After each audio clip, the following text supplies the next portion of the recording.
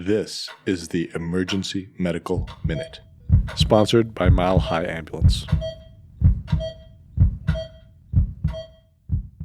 The Emergency Medical Minute is excited to announce that we are now offering AMA, PRA, Category 1 credits. This is accessible through our online course modules that can be accessed at www.emergencymedicalminute.org/CME-courses, or simply by clicking on the link in our show notes and creating an account.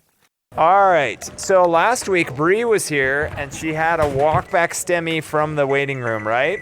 And that happens, I don't know, probably not once a week, but I would say maybe once a month. We have someone who just shows up, thinks they have heartburn in the front of the hospital. And so it is important that we look at EKGs quickly. Medics, if you have an EKG in front of you and there's a bunch of computer-read stuff at the top, what do you think about that? Don't read it. That's the answer. That's the conventional teaching. In this case, the EKG was appropriately read as a STEMI, although it was pretty obvious, so I hope the computer would pick that up.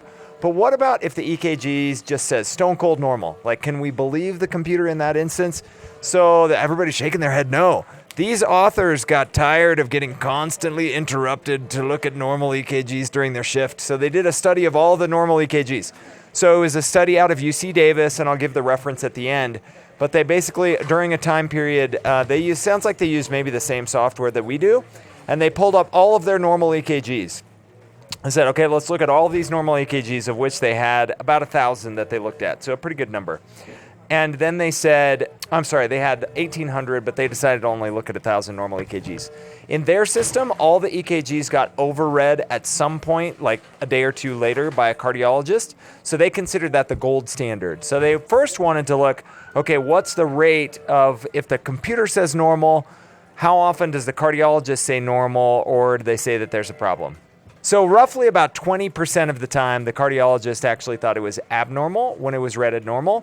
And then they tried to divide into categories and say, okay, was it abnormal, but was it abnormal in a clinically significant way? And out of all of their 1,000 EKGs, they found that there was only 1% that might have been potentially significant, like the cardiologist thought there was ischemia, when the computer said it was normal. That totaled out to 6 patients who they followed. The numbers probably aren't working out, but they followed them through the hospital. And basically, none of them had an elevated troponin. None of them went for an emergent heart catheterization. 2 of them did end up with a cath eventually, but it was kind of elective. One of them had had a previous CABG, and so they wanted to do a cath anyway. And then the other one, his PCP had been talking about a cath for a while, so they went ahead and took him to cath. So out of all, basically starting out of 1,000, only 2 of them had a cath and had an intervention, but it wasn't because they had a STEMI or an acute coronary syndrome. So the authors said the take-home message was, the computer is pretty darn good at reading it as normal. And so unlike some other conditions, you can probably have faith in that. You should still, according to our hospital policy, try to find a provider to look at it quickly. But it is one of those areas, at least according to this study, if it says it's normal, it's probably normal. So that's it. Thanks. We'd like to thank our sponsor, Health One Continental Division, and Swedish Medical Center for their financial contributions to the EMM. Donations from them and listeners like you make it possible for us to fulfill our mission of producing and spreading free medical education to the masses.